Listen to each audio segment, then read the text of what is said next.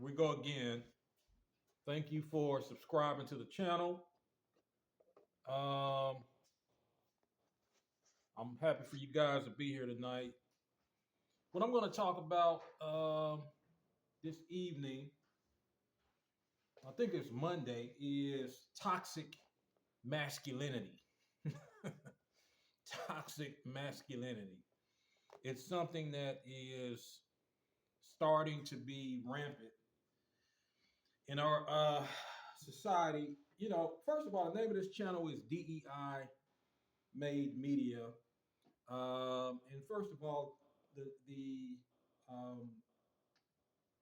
channel was launched primarily. DEI is an acronym for Daredevils, Entrepreneurs, and Innovators Made Media. Because I believe that, we were all made to be either a daredevil, an entrepreneur, and an innovator. And we're living in times now in America where actually the name came from diversity, equity, and inclusion. And we're living in times now where, in about 20 years or so, whites are going to become the minority in this country. That's just a fact, okay? And what is happening is when you talk about DEI, before I get into my topic, I just wanted to tell you exactly what this is about. When you talk about DEI, you're talking about diversity. You're talking about a mixture of many, many cultures in America. And so the channel was launched in an effort to inspire, empower, and promote entrepreneurs and innovators. Because as I said, I really believe that we were all made to either be an entrepreneur or an innovator. And if you are not that and you don't believe you're that, I believe you've been bamboozled, you've been tricked and fooled into thinking that you're something that you were not intended to be. But this evening, I want to talk about toxic masculinity. Um, and it's running rampant, as I said, in society right now. And one of the reasons why I want to talk about this is primarily because of the President of the United States, Donald Trump. Okay, and this is not a video of whether or not you like him or you dislike him, but there is a large group of men who, for whatever reason, for the wrong reasons, they are drawn to Donald Trump, and it's because of toxic masculinity. And I want to talk about that tonight. Well, first of all, I'll go back to number one when I was in college, and I was given a book by a friend of mine. I did not know what the book was about, but this girl, I think I was a freshman or sophomore in college, she gives me this book to read, and she tells me it's a good book. I'm trying to get position here. It's a good book, and I should read it. And it was a book by an author by the name of Elin Harris. And I started reading the book, and after about the uh, midway through the first chapter, I was like, what kind of book is this? Because it was about these guys who were married. They had relationships with their significant others and wives, and they happened to be secretly gay. And they were living these lives as though they were straight. And they were secretly gay. They were having sexual relations with guys, and they call it the down low. And right when I got to that part, I just stopped reading the book. Not whatever floats your boat. Not that I have anything against that, but um, it was a book that I read first chapter, stopped reading it, but there was a culture literally, um, at that time, this was like in the early 90s, mid 90s, there was a culture of men who were married. They were leading lives as though they were somehow masculine men, and they were secretly having sexual relations with men on the side, and they called that at the time being on the down low. Okay, and there was a culture of men. I'm out of Atlanta, Georgia, but there was a culture of men, and this was like nationwide. It was around, and it just caught on like a trend of these men, these married men, were secretly having these relationships with men, and so a lot of these guys were also religious and in the church. They also had a bishop, Bishop Eddie Long, who is no longer with us, God rest his soul, who was alleged to um, have had some inappropriate relationships with men at his church, New Birth Baptist Church, where Jamal Bryan is currently the bishop slash pastor there. But a lot of what is has caught on, and that was like, I think, the beginning stages, as far as my recollection is concerned, when it became this down low culture, became this phenomenon in various cities around the United States. You've got San Francisco, Atlanta is one where they've had this huge population of men on the down low, but they were portraying this image of quote unquote macho, being macho in masculinity, and they were in the public eye, they were portraying this macho image, but deep down inside they had this secret to where behind closed doors they were, as I said, secretly having these relationships with these men. Now, if you look at Donald Trump, okay, now this is not a video of whether or not a person likes Donald Trump for whatever reason or dislikes Donald Trump, but there is a huge culture of men who are trying to live up to this masculinity that is toxic, because a large number of these men have not had fathers in their lives that have been daddies. Now, what do I mean by that? Anybody can be a father, but not many men have been daddies. And what I mean by that is I was fortunate enough, okay, to where I had a father and a daddy. I had a father, of course, because he birthed me, but he was also my daddy because he instilled values in me, and he spent time with me, and he showed me what a man is. He showed me through an example how a man is, how a man honors his woman, uh, how a man goes out and tries to make a living, how a man um, treats his woman, how a man respects other people, um, you know, how a man conducts himself as a man. As they say, if somebody asks you about a haircut that you've gotten, or the only way that that person can really experience how you feel when you've had that haircut, or your hair done, is that they've got to get their hair done too, or their haircut too. You cannot explain to them how it feels to get that haircut or their hair done. They have to experience that for themselves. Now, um, when you look at just the culture in general, I remember when Donald Trump was running for president the first time, the things that he would say to women that were inappropriate.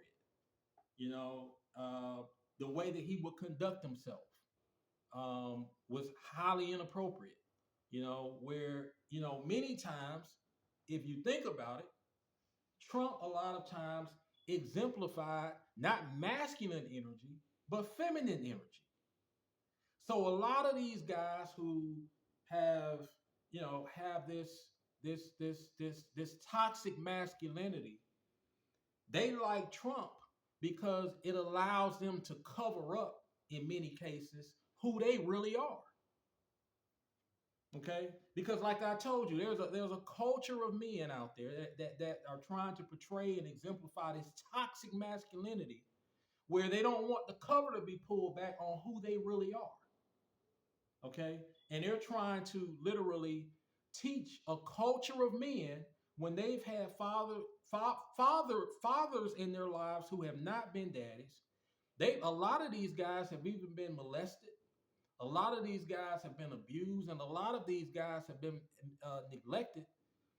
And a lot of these guys, when they get older, they're trying to teach younger men what it means to be men, but they don't know how to do it because they have, throughout their entire lives, experienced this toxic masculinity, which is a result of them being neglected coming along through life.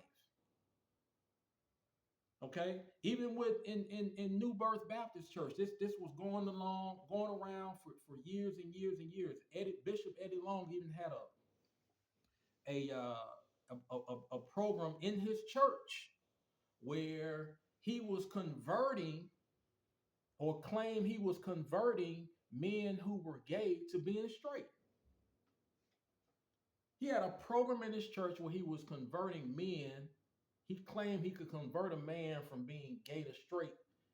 And when the fire hit the fan, it came out that Eddie Long was secretly gay. Okay, he led marches. He had a march where he went through the streets of downtown Atlanta marching against gay marriage. Okay, and you had 2 or 3 men that came out against him and sued him for sexual relations that they had with him when they were underage. So the point that I'm trying to really make is that this also goes out to the women out there, because you got to be very, very careful when you hear men that are saying hateful things about women. They've got one guy who is all throughout social media, Jesse Lee Peterson. Okay, Jesse Lee Peterson is a very good example of what I'm saying, talking about. They've had some individuals to come out on Jesse Lee Peterson to talk about that he had inappropriate sexual relationships with them on the down low, is what I'm telling you about. Now, if you look at Jesse Lee Peterson's background, now this is not to bash Jesse Lee Peterson. I'm trying to educate the people about what toxic masculinity is. If you look at Jesse Lee Peterson's background, Jesse Lee Peterson has never been married. Jesse Lee Peterson was raised by a stepfather, okay? And Jesse Lee Peterson, as I've told you, there's a piece out called Amazing Disgrace, where there are about 3 or 4 men that are accusing him of having inappropriate sexual relations with them, okay?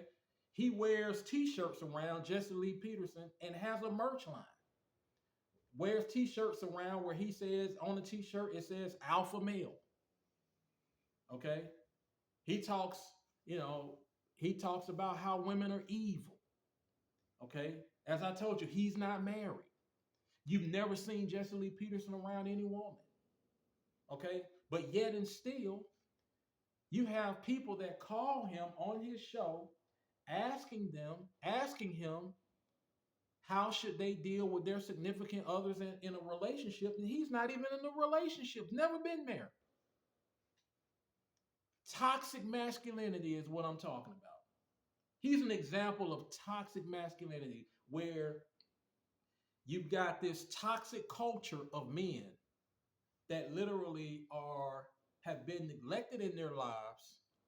And when they see someone like Trump and he's got this macho image, he's the perfect person for them to cover up and to stay on the down low, so that you won't know who they really are. Okay, that's what men like that do. It's toxic masculinity. And a lot of you women out there, you got to be very, very careful when you hear men who always have problems with women. You ever realize how a lot of these guys, you know, they got a problem with women? It's always the woman's fault. It's never their fault. It's never that they don't have the skill set or the game or the charm to talk to you. It's always something that you're not doing. Okay? So toxic masculinity, and it probably started before the early '90s, because I thought it started in the early '90s, but it really caught on in a huge way in the black community in the early '90s with the author by the name of Elian Harris, and Elian Harris came out of the closet years later, but when he started writing books and all of this stuff, he was still on the down low. He was still going through this toxic masculinity part of himself. And being gay has nothing to do with whether or not you're masculine or not. But I'm just basically saying that there's this culture of men that are trying to, um, you know, live this macho image, and they're secretly trying to cover something up. Okay, and I just think that's very important. Um, to talk about, especially to someone who doesn't know, who never has experienced that. Maybe you might have a young child whose father is not an active participant in his life, and you may be exposing your son or your sons to I don't know, a mentor where this guy's mentoring young boys. You really, really need to find out as much as you can about this guy before you allow this person to mentor your son. You need to find out,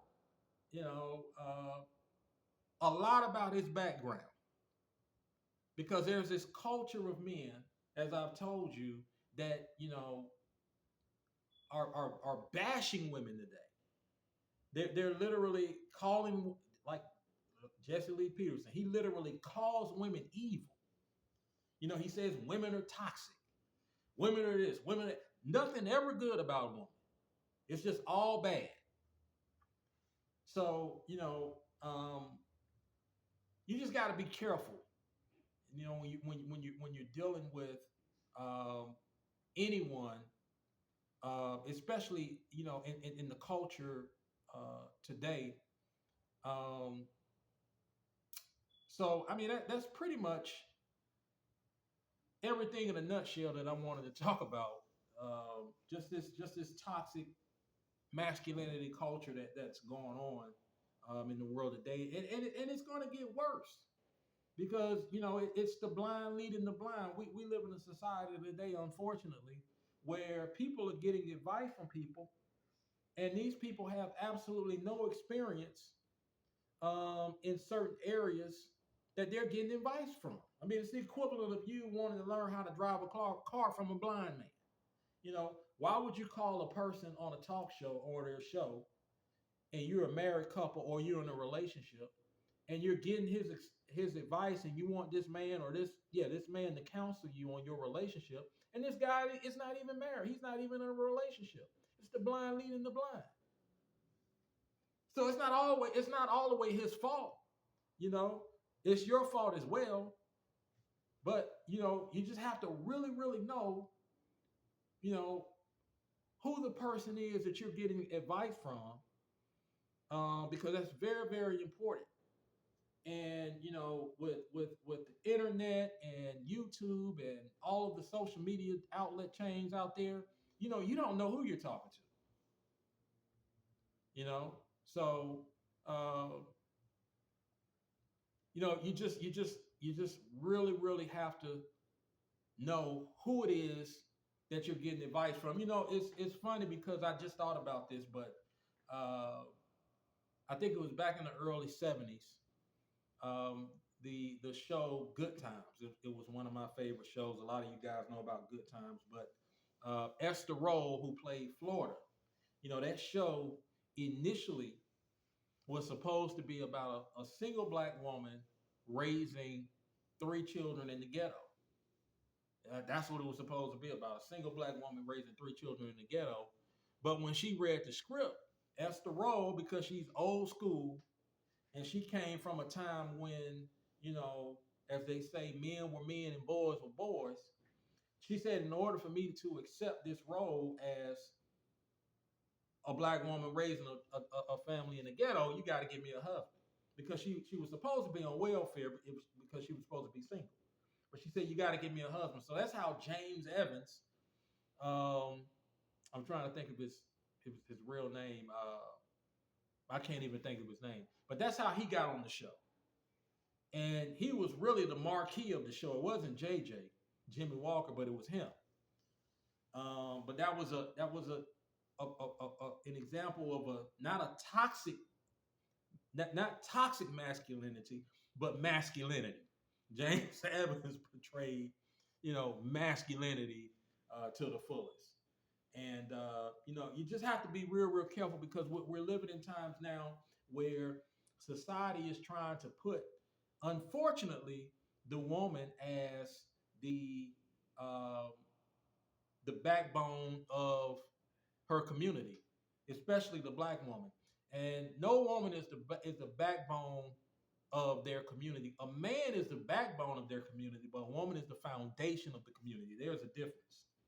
So we're living in times now where, unfortunately, society is trying to break the backbones of various communities and just break the backbones of the men in their communities. Because if you can break the backbone of a community, which is the man, you can take control of the woman.